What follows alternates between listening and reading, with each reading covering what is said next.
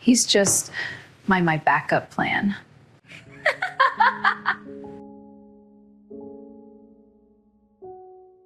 The idiot actually believes I'm going to change.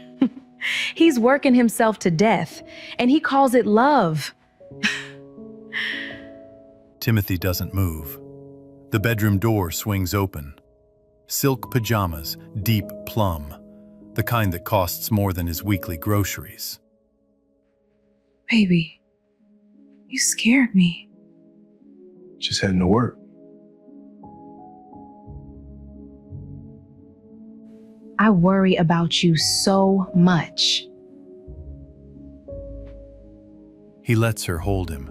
He says nothing.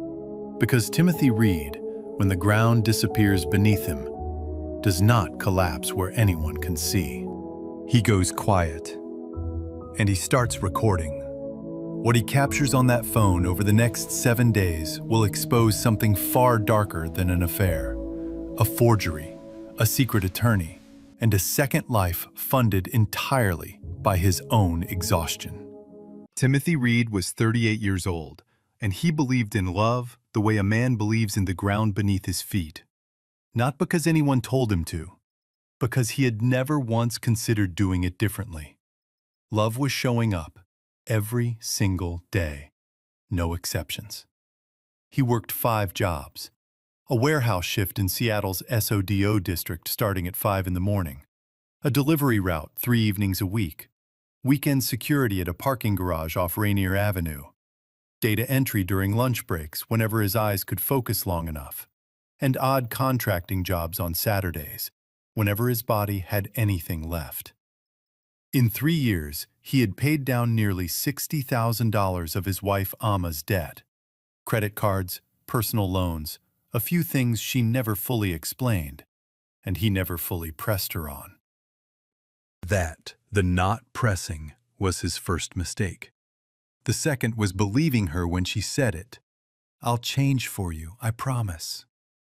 He heard those words at a kitchen table on a rainy afternoon 3 years earlier. She was holding both of his hands in hers. Her smile was warm. He signed the first loan paperwork that same afternoon, and he felt good about it, the way a man feels good when he is certain he is doing the right thing. He had no idea what was waiting on the other side of that smile. It is 4:47 in the morning. Seattle rain taps steadily against the window, the low, persistent kind, the kind that doesn't announce itself, it just settles in, stays. The city is dark, quiet, the kind of dark that belongs to delivery drivers and warehouse workers, men who haven't slept enough in longer than they can remember. Timothy is already dressed, work boots laced, thermos filled. His body moves through the apartment on pure muscle memory, around the kitchen table stacked with unopened mail, past the junk drawer he means to sort through, down the narrow hallway toward the front door. That is when he hears it. Laughter. From behind the bedroom door, bright and careless and completely unguarded. The kind Amma never uses with him anymore. He stops walking. His right hand finds the kitchen door frame, grips it. "He's just my backup plan." The words pass through the wall like they weigh nothing. Her voice is low, relaxed, the voice of a woman who is completely comfortable, completely safe. "The idiot actually believes I'm going to change. He's too honorable for his own good. He actually thinks he's being noble, working himself to death for me." Timothy's chest goes very still. The thermos in his other hand is warm. He cannot feel it anymore. He can only hear his own heartbeat. Slow at first, then faster. Then filling his ears the way water fills a room, quick, like a blink. That kitchen table 3 years ago, her hands over his. The loan papers, her smile. "I'll change for you, I promise." He leans back against the wall, not dramatically, quietly, the way a man leans when his legs have made a decision his mind hasn't caught up with yet. His phone is in his left hand. He doesn't remember taking it out of his pocket, but he looks down at it, screen already lit. voice memo app open. And he understands that some part of him already knew, before his mind did, that he was going to need proof of what he was hearing. His thumb finds the record button. Amma's voice continues, unhurried. I just opened another card he doesn't know about. 15,000. He thinks we're almost done. Poor thing even made a whole spreadsheet. A spreadsheet. He had made a spreadsheet. Color-coded, updated every payday. He had shown it to her once, proud of the declining balances, running his finger down each column. She had kissed him on the cheek and called him her rock. He thinks about last Tuesday. He'd come home after a 16-hour double shift, sat down at the kitchen table to eat soup, and fallen asleep mid-bowl. He'd woken to the sound of her phone camera clicking. She'd posted the photo to her Instagram story. My hard-working man. He had felt proud of that. He understands now what she was actually doing. The bedroom door swings open. Amma steps into the hallway, silk pajama set, deep plum, the kind that costs more than his weekly grocery budget. She startles when she sees him standing in the dark. Timothy, God, you scared me. He swallows once. His voice comes out quieter than he intends. Couldn't sleep, heading to work. She studies his face, reading it, the way she always did when she wasn't sure what he knew. Something moves through her eyes in that half second, before the warmth arrives. Not guilt exactly, something older than that. The look of a person who has carried a secret long enough that they have stopped expecting to be caught. Then the warmth arrives, smooth and practiced. She crosses the hallway, wraps both arms around his waist from behind, presses her cheek against his back. Baby, you work too hard. I worry about you so much. He lets her hold him. He does not pull away. He does not say a single word about what he just heard, because Timothy Reed, when everything beneath him gives way, does not fall apart where anyone can see. He goes very, very quiet. And he starts paying attention in a way he has never allowed himself to before. One thought moves through him, steady, almost calm. 3 years. I believed that for 3 years. And somewhere beneath the disbelief, beneath the cold spreading hurt of it, a question has already begun to form. If Amma has seen him as a backup plan from the very beginning, how much else is he still not seeing? What Timothy is about to discover in the days ahead will reach far deeper than that phone call. Because the betrayal didn't begin 3 years ago at a kitchen table. It began before he ever picked up a pen. There is a particular kind of man who, when he is hurting, goes to work. Not to escape the pain, but because movement is the only way he knows to keep from going under. That morning at the SODO warehouse, Timothy's supervisor Marcus clocked him the second he walked through the loading dock doors. Marcus was a broad-shouldered man in his mid-40s who had known Timothy for 2 years. He could read him the way you read weather, not by what was happening, but by what was being held back. You good, man? Timothy set his hard hat on and kept walking. Yeah, just tired. His hand trembled slightly around the thermos. He noticed it. He gripped tighter and said nothing more. He worked the morning shift on autopilot, moving crates, signing manifests, doing the 1,000 small physical tasks his body had memorized so completely that his mind was free to go somewhere else entirely. It went back to the hallway, to her voice through the wall, to the word spreadsheet, spoken with a particular kind of amusement. The amusement of a woman who had known about it for a long time, and found it, found him, quietly ridiculous. At lunch, he sat alone in the break room and opened his locker. On the top shelf, behind a spare pair of work gloves, was a battered manila folder. He'd started it 5 months ago, almost without meaning to. It began with a single odd detail. A package delivered to their building had been redirected, not to their apartment, but to Amma's sister Keisha's house on Beacon Hill. Timothy had made a note of it at the time, filled it under probably nothing, moved on. He looked at that note now, in his own careful handwriting, a date, a delivery number, a dollar amount. Sitting under the hum of fluorescent lights, his untouched sandwich beside him, he understood something he had been quietly refusing to understand for months. He had not started gathering evidence because he suspected his wife. He had started because some part of him already knew, and was trying, as gently as possible, to prove itself wrong. Over the following week, Timothy moved quietly, without drama. He woke earlier than usual, checked the mail before Amma stirred, cross-referenced account statements with his spreadsheet, paid attention to details he had trained himself not to question. New clothing appearing in the closet. Restaurant charges on a card he recognized. Evenings she came home at the right time, but something in her face, slightly off. Like a painting hung a half-inch crooked that you only notice after staring at the same wall for years.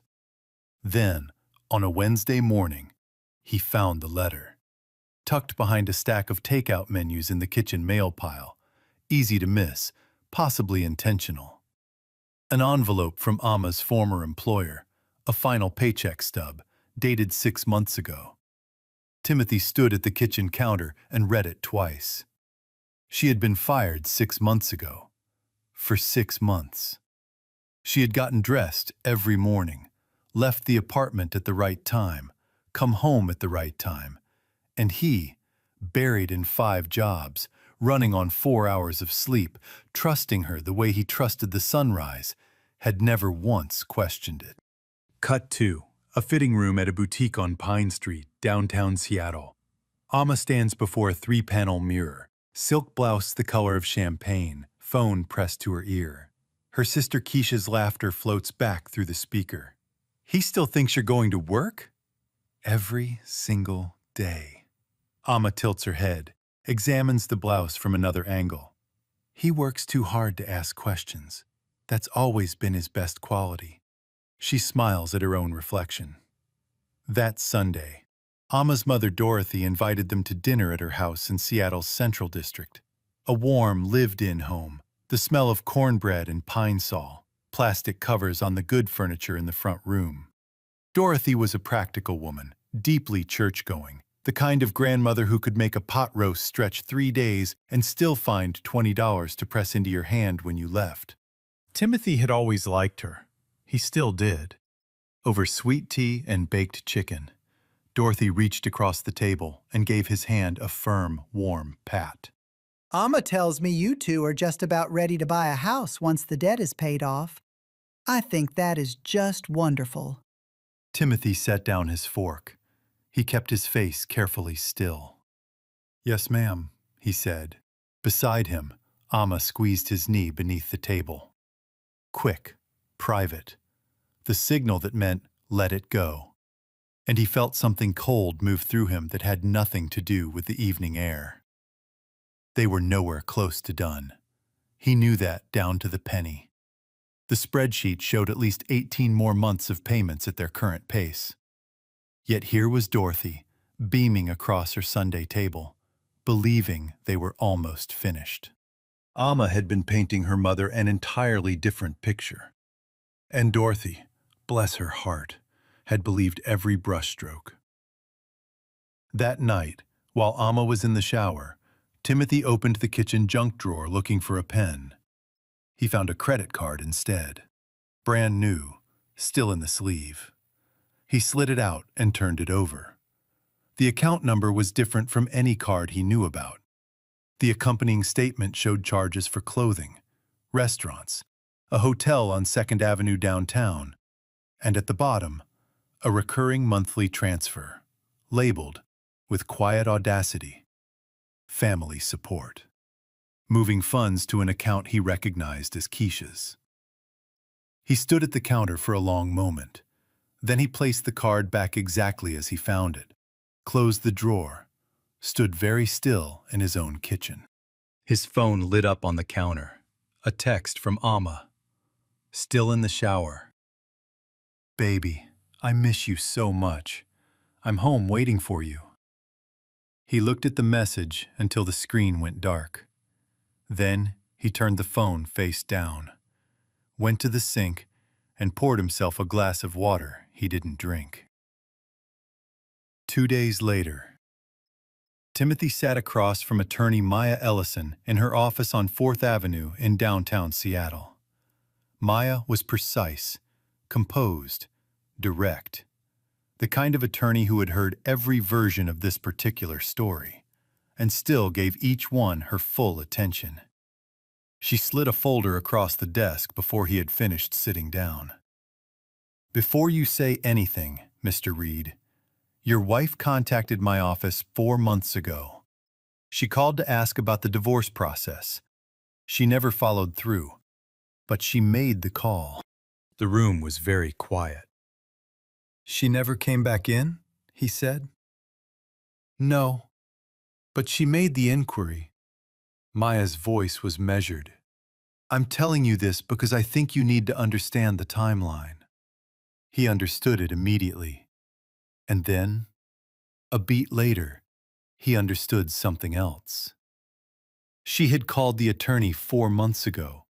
4 months ago was right around the time she had opened the new credit card, right around the time the transfers to Keisha had started. She hadn't hesitated because she was uncertain.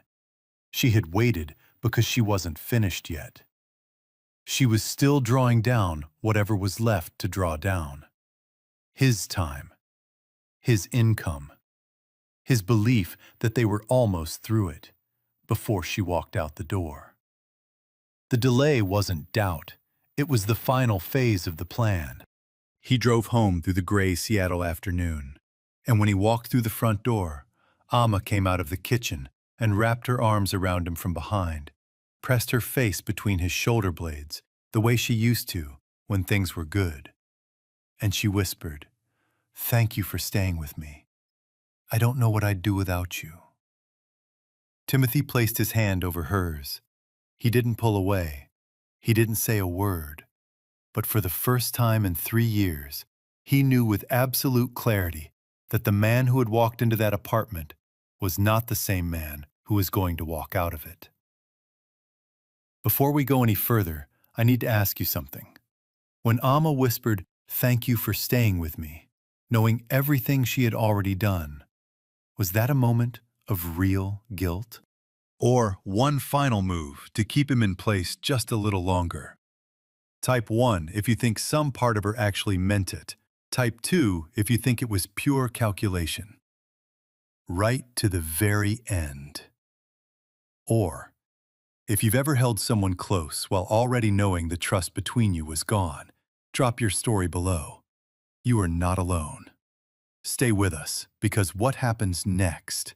In a room with a mediator, a transcript, and no more space left to perform, is something Amma never prepared for. There is a particular cruelty in sitting across a table from someone who has been quietly dismantling your life and watching them perform innocence.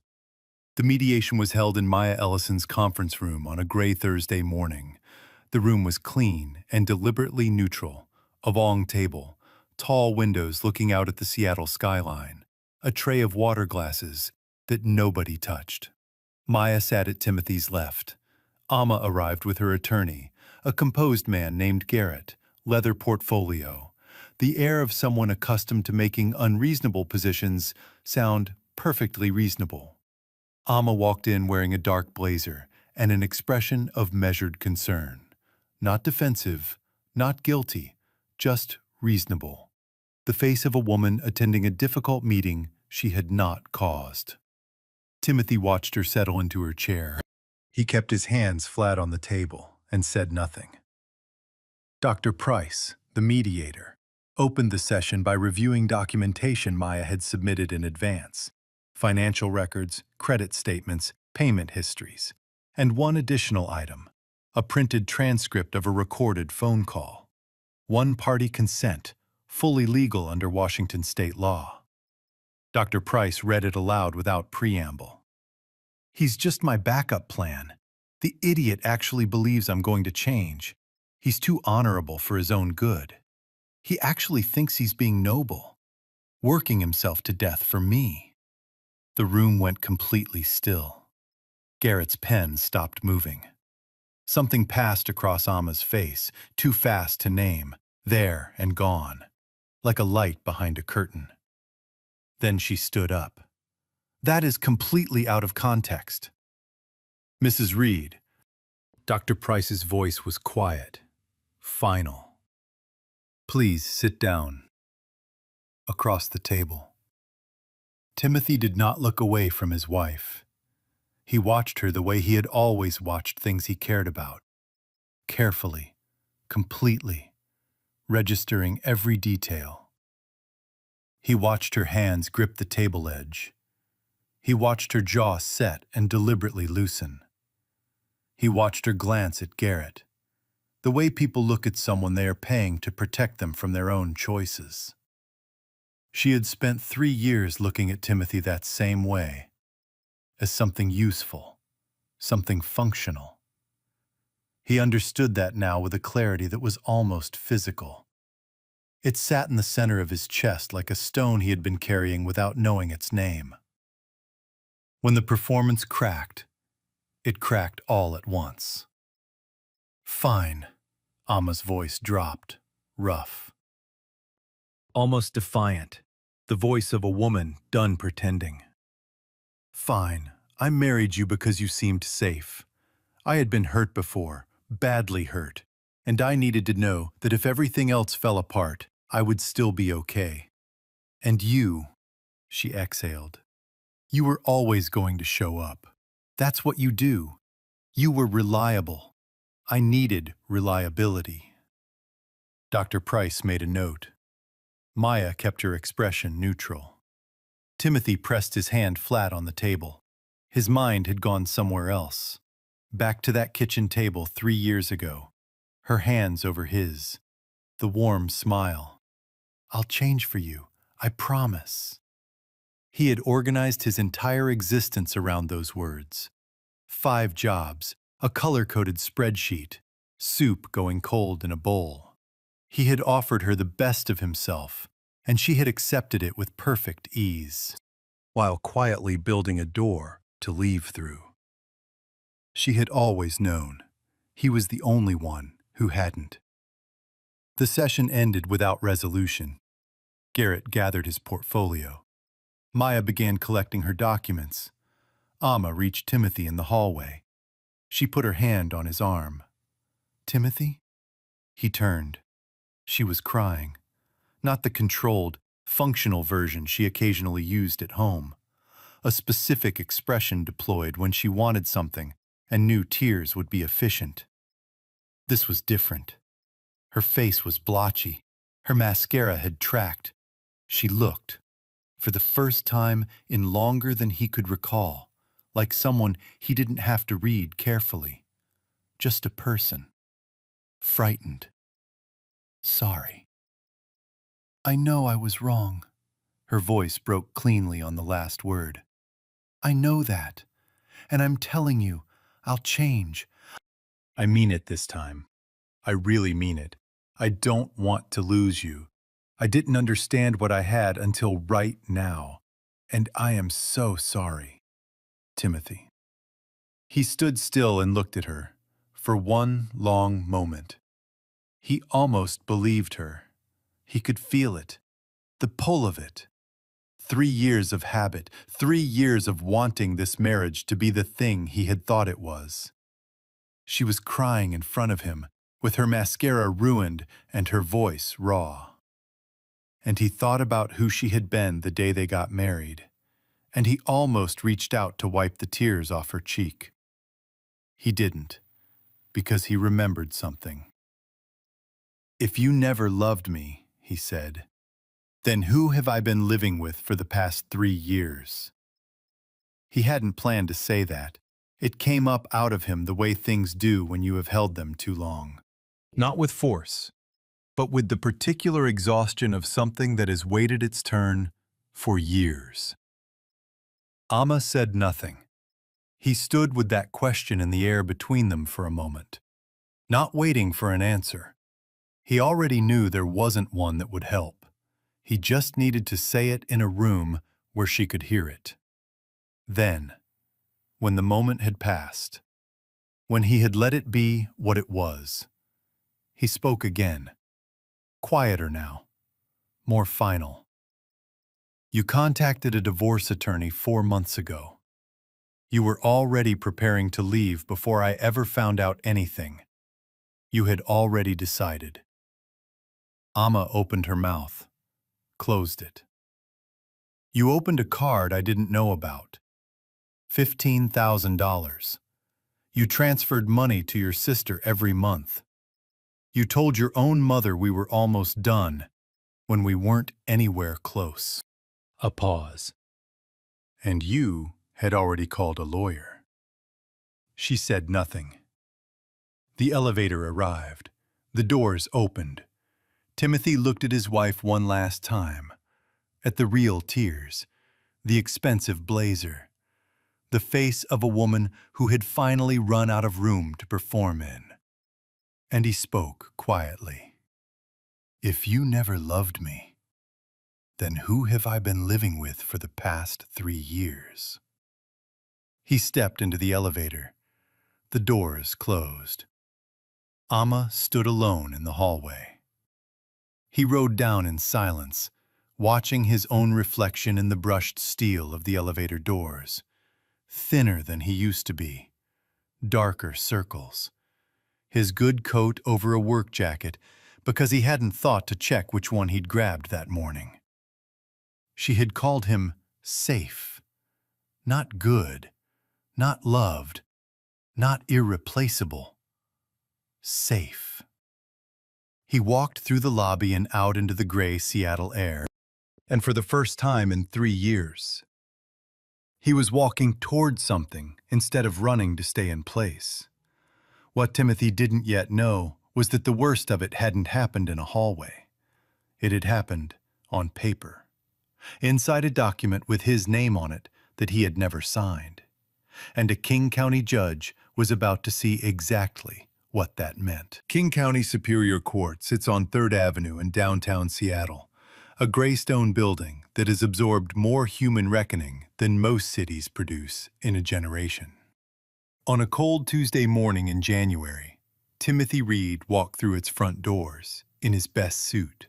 He'd pressed it the night before with a travel iron borrowed from his neighbor Mrs. Chen across the hall, because his own had stopped working sometime in October, and he'd never gotten around to replacing it.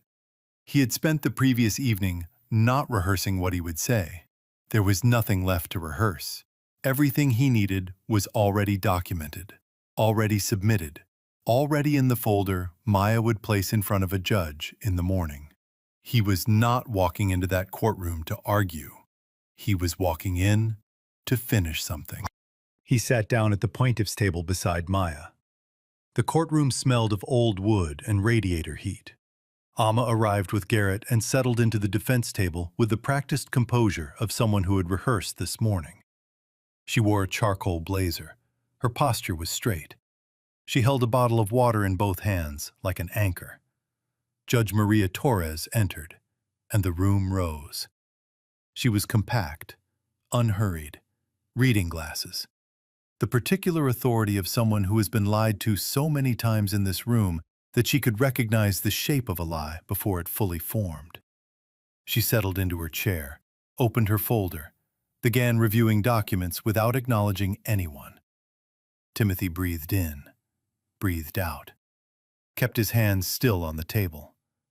Maya had told him 2 nights before, "There is one more piece of evidence. I've been waiting for the right moment to present it." He had asked what it was. She had looked at him steadily and said, "Your signature on a credit limit increase application, submitted 8 months ago."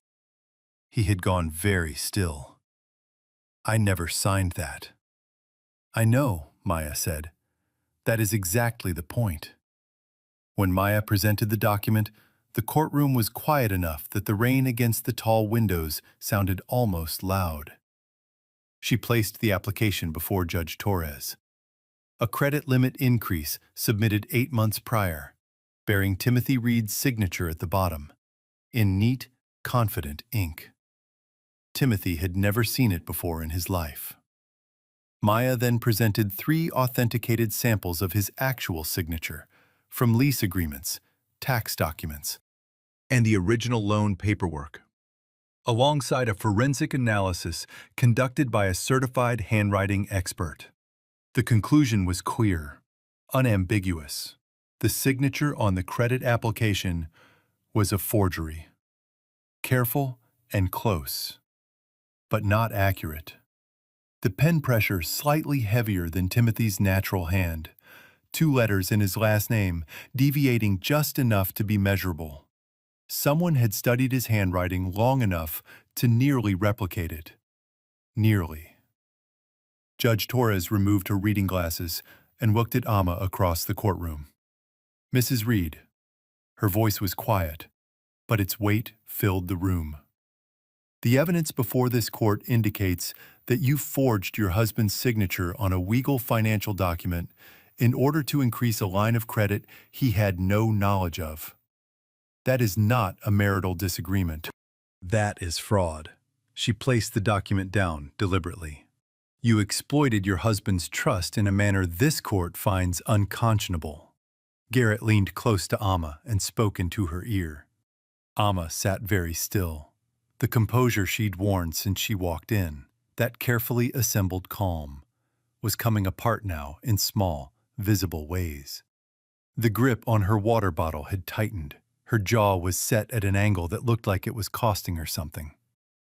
The ruling came down that afternoon. The marriage was dissolved, irretrievably, irreconcilably, completely. Judge Torres was precise about the financial remedy. The forgery rendered the fraudulent credit increase Amma's sole viability, not a shared marital debt. Furthermore, the court found that Amma's 6-month concealment of her employment termination, during which she had continued accepting Timothy's financial support under false pretenses, constituted a deceptive diversion of marital resources. Taken together, the court ruled that Timothy was entitled to restitution of $58,000 to be paid in structured monthly installments. The forgery was referred separately to the county prosecutor's office for review. Timothy sat at the plaintiff's table and heard every word with the complete attention of a man who had spent 3 years paying the price of inattention. He did not celebrate. He did not exhale with relief. He simply listened, the way he had always listened, carefully, completely, letting every word settle into place. Across the aisle, Amma turned to look at him. Her voice had gone soft and rough at the same time, stripped of everything rehearsed. Timothy, please. He rose from his chair. He looked at his wife, this complicated, wounded woman who had seen him clearly and chosen, again and again, to use what she saw. And he spoke the last words he would ever say to her in a courtroom. I wanted a partner who would build a life with me, not one who would build hers on top of me. A pause, just briefly. You chose to make me your backup plan. Now you live with what that choice cost. He buttoned his jacket. He walked toward the doors. Behind him, he heard her say his name once more. Softer. Stripped of everything strategic. Just the sound of a person who had finally run out of room to maneuver, and found herself entirely alone in it. He did not turn around. He pushed through the heavy courtroom doors and stood in the marble corridor, the sound of his own footsteps echoing ahead of him.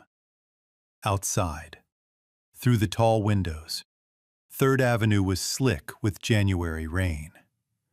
His phone rang. Unknown number.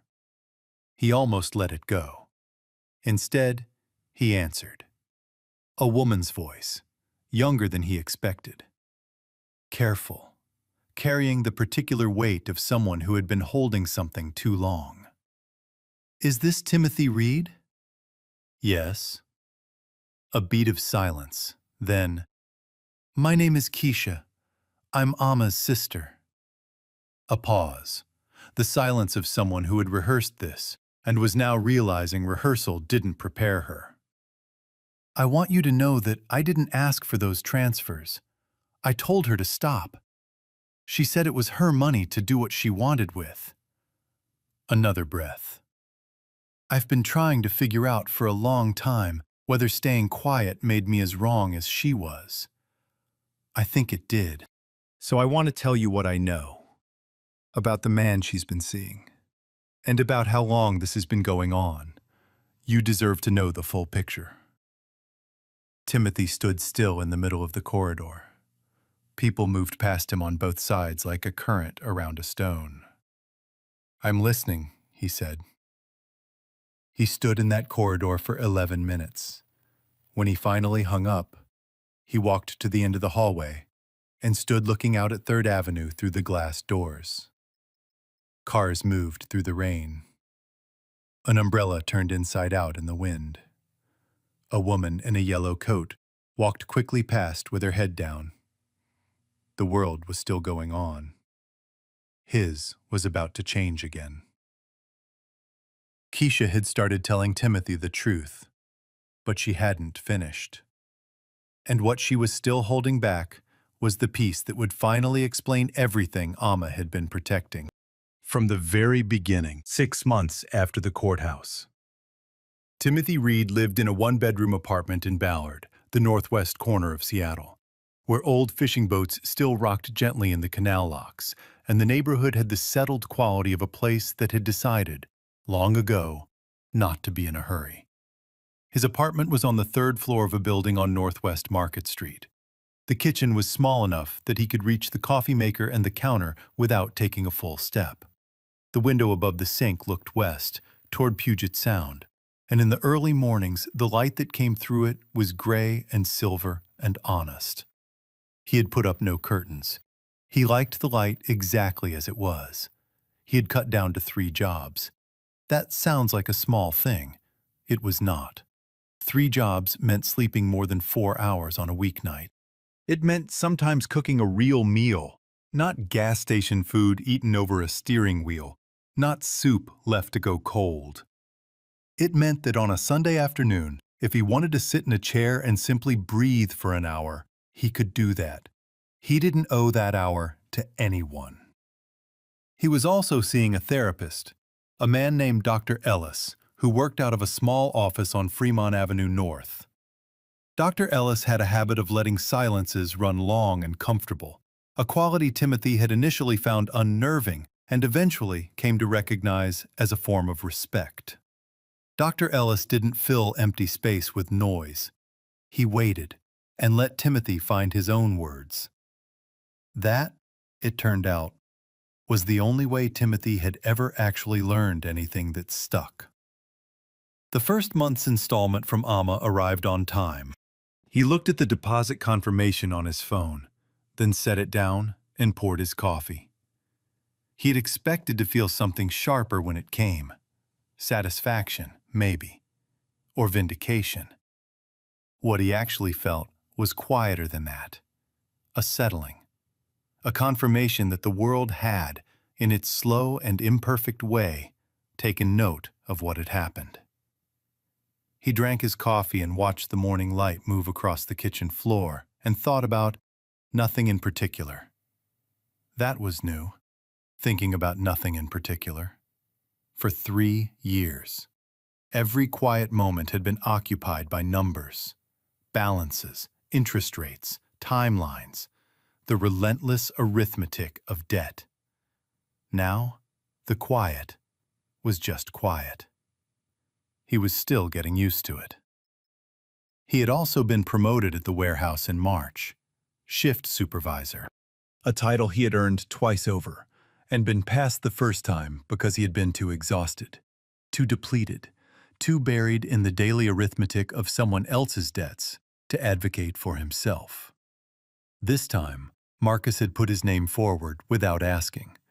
Timothy had said yes with the quiet confidence of a man who has stopped needing to be convinced of his own value.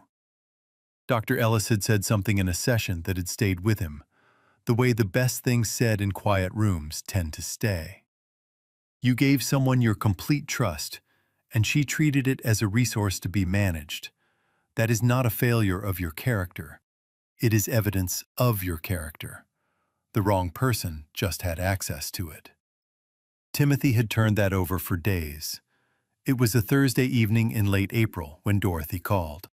Timothy was at the kitchen sink, rinsing dishes, when her name appeared on his phone. He dried his hands and answered. "Timothy?" Her voice was different from the Dorothy he knew, the steady, church-going woman who kept plastic on her good furniture, always found $20 to press into your hand on the way out. This voice was rougher, carrying something it had held too long. "Dorothy, everything okay?" She was quiet for a moment, not the comfortable silence of someone thinking, the strained silence of someone gathering themselves. "I need to tell you something," she said. "I should have told you sooner, and I've had to sit with that." He waited. About a month after the court date, I was helping Amma move her things out of my house. She'd left boxes there during all of this. I went out to her car to check if there was anything more. There was a bag in the back seat I didn't recognize, designer things, and underneath the bag, photographs. Timothy set the dish towel down on the counter. Photos of Amma with a man, taken not long before the court date. Dorothy's voice thinned. I recognized him. She had introduced him to the family years ago, said he was a friend. He said nothing. "Timothy," Dorothy's voice broke slightly, then steadied. "I want you to know, I had suspicions before any of this came out. Not the details, but something. A feeling a mother gets when she knows her daughter is doing something she wouldn't want the light on. And I chose to stay quiet." A long exhale. I told myself I was protecting the family, protecting Amma. But I was also protecting myself from having to know something I didn't want to know. And you paid for that silence. I am truly sorry. Somewhere in the background of Dorothy's call, a hymn played low on a radio. Just notes, no words, moving through her living room like company. "I appreciate you telling me, Dorothy," Timothy said. "That took something." "You were a good man to her," Dorothy said. "Far better than she earned." After he hung up, Timothy stood at the kitchen counter for a while. He thought about Dorothy sitting in her Central District house, carrying what she had known and not said, framing her silence as protection when it was, at least in part, avoidance. He had expected to feel anger at that. Instead, he felt something more complicated, a kind of weary understanding. Families protect their own. Sometimes they do it in ways that cost other people more than they ever intended. Dorothy was not his enemy. She was a woman who had made a human error and had chosen, eventually, to say so. The betrayal had not been Amma's alone. It had lived in the silence of the people around her. That was the part no one mentioned in stories like this. Complicity rarely announces itself. It wears the face of family loyalty, of not wanting to cause trouble, of hoping things work out on their own. He understood that now in a way he hadn't before. He was reading on the couch the following evening when his phone buzzed. A text from Amma. "Can you meet me one more time? I have something important to tell you." He looked at the message. The screen dimmed and went dark. He pressed the button and read it again. Then he opened the drawer in his side table, took out the debt notebook. 3 years of careful entries, every balance and payment date recorded in his small, precise handwriting. He opened it to the final page. The column of numbers that had once organized his entire life now carried a closing balance at the bottom. 0. He set the notebook on the table. He did not reply to Amma's text. Not from anger, not from cruelty. But because there was a version of Timothy Reed who would have replied out of habit, out of the old familiar instinct to be available, to be responsible, to show up. That man had learned, slowly and at great cost, that being available to someone who had treated his availability as a resource was not virtue. It was just old habit wearing the costume of loyalty. He set the notebook aside. He went back to his book. But as the Seattle evening settled in around the apartment, the last gray light off the water, Mrs. Chen's television murmuring through the shared wall, something Keisha had said in that courthouse corridor came back to him without warning. I want to tell you the full picture. He had taken that to mean the affair, the money, the timeline, but she had said the full picture, and then she had stopped. He sat with that for a moment. Then he picked up his book and read until the room went dark. Keisha had told him what she knew that day, but there was one thing she hadn't said yet, something she had been sitting with, alone, for months. And she was almost ready to say it. Timothy was 39 years old when he finally stopped running. Not from anything dramatic, not from a person or a place, just from the version of himself who had believed, for too long, that sacrifice and love were the same thing, that hollowing yourself out for someone else was nobility. When really, if the other person knows the cost and keeps collecting anyway, it is just a slow and quiet kind of disappearing. He had written something in his notebook on a Sunday morning 2 weeks before, sitting at the kitchen window with his coffee, watching a man on the sidewalk below walk a large yellow dog through the pale morning sun. The unhurried ease of someone who had nowhere to be and was entirely at peace with that fact. Something had settled in Timothy watching that. Some final piece of weight shifting into a place where it no longer pressed. He'd opened the notebook and written before the feeling could leave. Sometimes the best answer isn't revenge. It's becoming the person you were always meant to be before someone convinced you that you weren't enough. I stayed because I believed staying meant love. I was wrong. Staying without respect isn't devotion. It's slow self-erasure. You teach people how to treat you by what you accept. I spent 3 years accepting less than I deserved, and I called it commitment. I know better now. He read it back. Then he closed the notebook. No more 5 jobs. No more being someone's financial foundation while she constructed a different life on top of it. No more waking at 4 in the morning with a chest full of numbers and a spreadsheet that tracked a debt that was never going to end. Because the person he was paying it down for kept quietly opening new doors for it to come back in. Only himself, the life ahead of him, and for the first time in a long time, the real, unguarded feeling that it was going to be enough. The promotion at the warehouse had settled in fully by May. Shift supervisor. The role suited him in a way that felt natural rather than earned, because he had always moved through spaces the way good leaders do, quietly making sure things ran, noticing what others missed, staying calm when the situation said otherwise. He had simply been too depleted before to let anyone see it. Marcus stopped him in the loading dock one afternoon, just to say, "You were always this good, you know. You just couldn't see it." Timothy had thanked him and gone back to work, but he had held on to that sentence for days. The last phone call came on a Thursday night in May. He was on the couch with the television on low, one of those nature documentaries that was more scenery than narration, when his phone lit up with Keisha's number. Since that first call outside the courthouse, she had checked in occasionally, always carefully, always in the measured tone of someone carrying something she was still figuring out how to fully set down. He answered. "Timothy?" Her voice was different tonight, quieter, more certain. "Keisha?" A pause. He heard her take a breath. I've been going back and forth about whether to tell you this. You're building something new, and I don't want to pull you back in. Another pause. But I've decided you deserve to know, not because it changes anything for you legally, but because you deserve the full picture, the real one. He waited. She's pregnant. A beat. The baby is Marcus's, the man from the photos, the one she introduced to the family years ago as a friend. Another breath.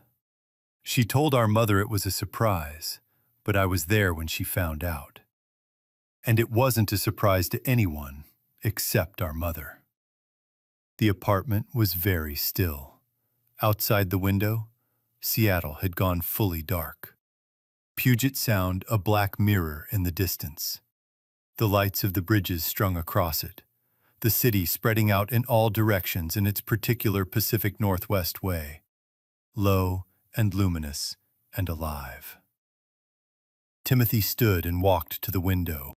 He thought about Marcus, the man in Dorothy's photographs, the account that had received Amma's family support transfers, not protection money, not guilt money, but a private runway she had been building toward a future that had been in construction since before Timothy ever heard a word through that bedroom wall. She had not simply kept a backup plan. She had been running 2 lives at once, and his 5 jobs had been quietly funding both of them. He stood at the window until the thought lost its sharpness, until it became simply true, a fact about a chapter that was over. Not a wound reopened, not fuel for anger, just the last piece of the picture, finally in place. His face, reflected in the dark glass, was still, not shattered, not triumphant, just clear. The way a road looks after heavy rain has washed everything off it, and you can finally see the surface for what it actually is. He turned away from the window. He went to the kitchen and made himself a cup of tea, something he had started doing in the evenings since moving in. A small ritual that had no particular meaning except that it was his, chosen for no one else's benefit. He sat down at the kitchen table, the one he had bought himself with his own money in a Ballard second-hand shop for $40, carried up 3 flights of stairs alone. He opened the notebook to a new page. Below everything else he had written, he wrote one final line. "This is where I begin." He closed it. He set it on the shelf above the desk, between a library book he was halfway through and a photograph of his mother taken the summer he was 12. The 2 of them on the porch of her house in Rainier Beach, squinting into the afternoon sun, both of them laughing at something the camera hadn't caught. He was still that person. He had just needed to find his way back to him. This story teaches us one thing that no one says plainly enough. Loyalty given to someone who has privately decided you are replaceable is not virtue.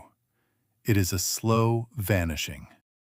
If someone in your life takes without accounting, accepts without gratitude, and keeps moving the finish line, pay attention to that pattern. Not to the apology, not to the tears, to the pattern. Repeated behavior across months and years is not a mistake. It is a choice. Timothy didn't lose 3 years because he loved too much. He lost them because he confused endurance with devotion. Here is the practical truth, the kind worth writing on an index card and keeping by the kitchen window. The moment you notice you are explaining away the same hurt for the 3rd time, stop. Write it down. Date. What happened? What was promised? Then read it back in 60 days. What you see on that page will tell you more than any conversation ever will. The notebook doesn't lie. People sometimes do. You are not anyone's backup plan. The moment you stop accepting less than what you deserve is the moment your real life begins. Human writers poured their soul into these scripts to expose injustice and celebrate humanity. AI served as a technical supporter, refining expression so the valuable messages of equality, humility, and hope could reach and inspire millions. Created by a human with help from AI. This work carries one simple belief: kindness is like a small flame. No matter how many times it is extinguished, it can still ignite and illuminate an entire world that once seemed dark.